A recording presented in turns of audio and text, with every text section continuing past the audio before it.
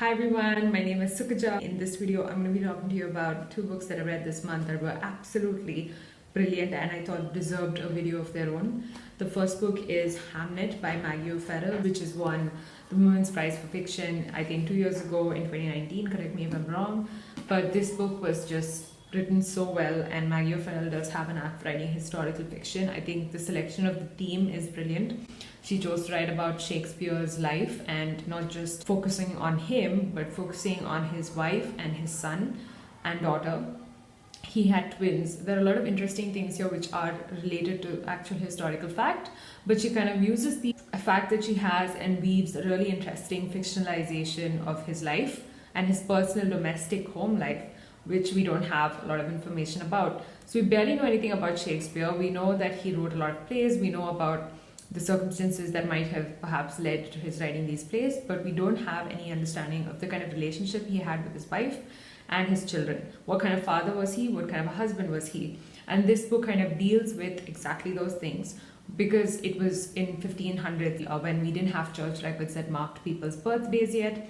We don't really know much about his life, and therefore Maggie O'Farrell uses fiction as a tool to kind of bridge the gaps that are there in existing historical records. And I think this is one of the brilliant things that you can do with fictionalization. You can write adaptations of stories that might have happened in mythology. You can use fiction to kind of further develop ideas and add possibilities where initially there were none. You can create imaginary scenarios and you can get really creative with that. And it comes to the point where when it's done really well, that it makes you feel like that might have actually happened. When you read the book here, you feel like, Shakespeare's life was all about this, and this is exactly the kind of relationship he's likely to have had with his wife and his child. So interestingly, Shakespeare wrote Hamlet, which is a play, and he wrote that 4 years after his son Hamnet.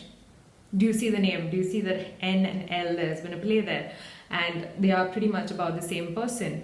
So one of his children dies, and he dies. We don't exactly know why according to historical records, but in this book he dies of the plague. We get a lot of information about the plague as it happened in the 15th century, how it was a big deal because it kind of affected even his career, because the Globe Theatre had to be shut down when the plague was rampant in London. And basically it's super interesting, and this book really piqued my interest when it came to that. And I ended up Googling a bunch of things and watching a lot of YouTube videos about medieval life and pestilence and how that affected people's day-to-day lives, and the peasants and working class, and all of that was super interesting. This is perfect for historical fiction lovers. If you are a Shakespeare buff, if you would like to know about his personal life, you should definitely read this. What's fantastic is that not once does Maggie O'Farrell mention Shakespeare's name, and without doing this, she manages to kind of give agency to his wife, Agnes Hathaway. It's actually Anne Hathaway in most records, but then her actual maiden name was Agnes.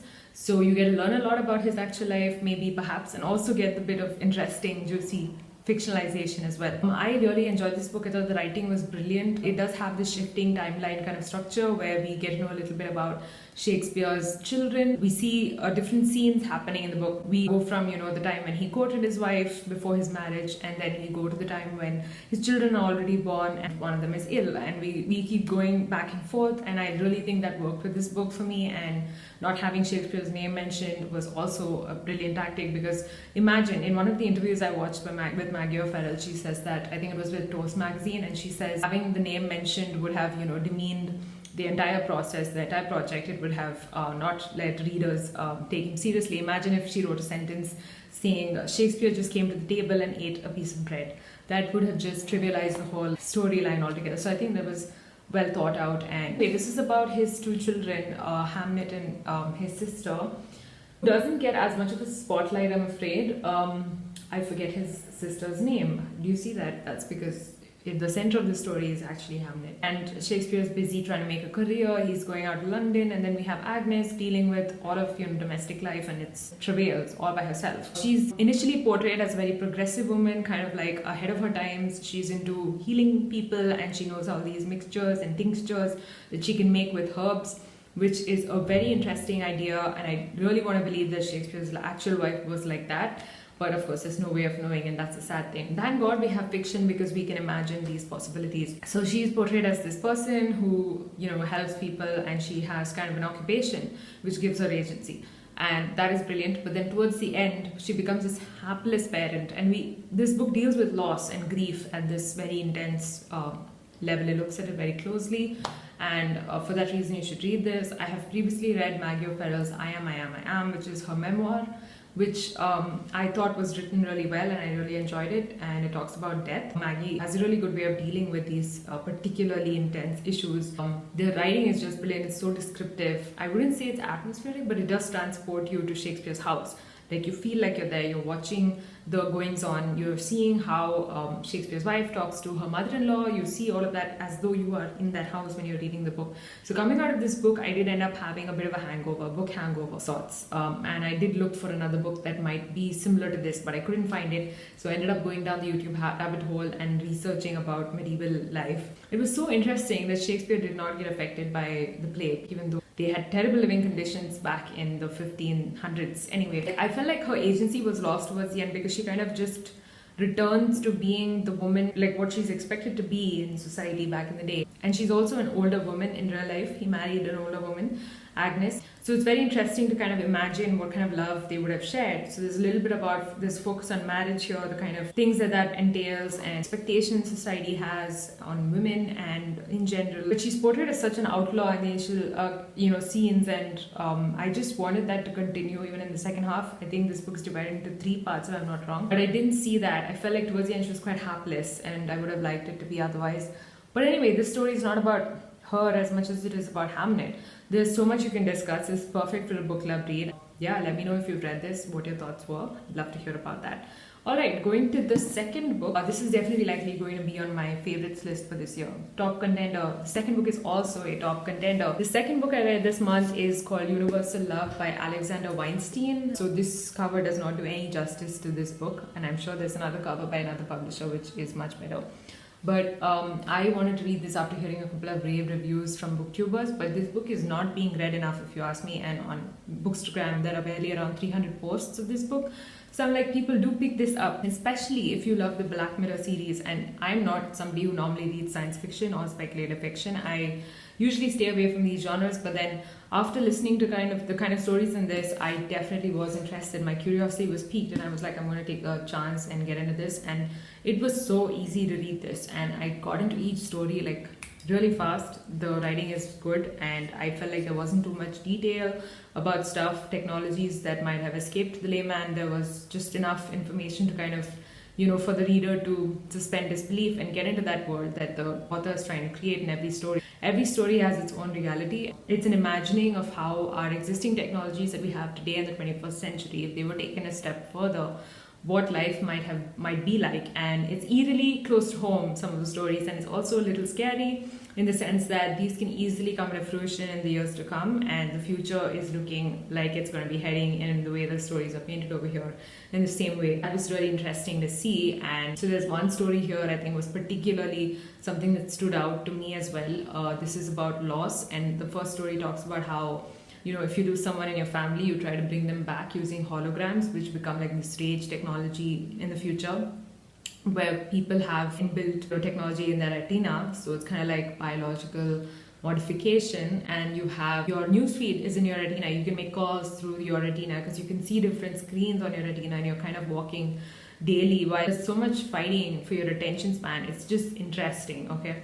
So, and as it is, we live in an age of social media where constantly we're being asked to give our attention to something, and we are unable to actually be in the present because we're always looking at getting notifications, and there's always something fighting for our attention. So that story was brilliant, and you kind of bring back a version of the person who is no longer there in your life, but you remember them a certain way. You only remember the good things about them, and each person has a different version of that person who is no more in their minds. And so each person gets a hologram that is very customized to that person and their memories.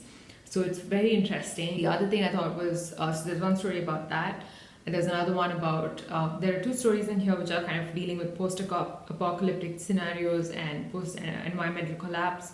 One of them is about the flood, and if that happens, how is life going to be there on Earth, and like what kind of lives we're going to lead, and what are human relationships going to be like.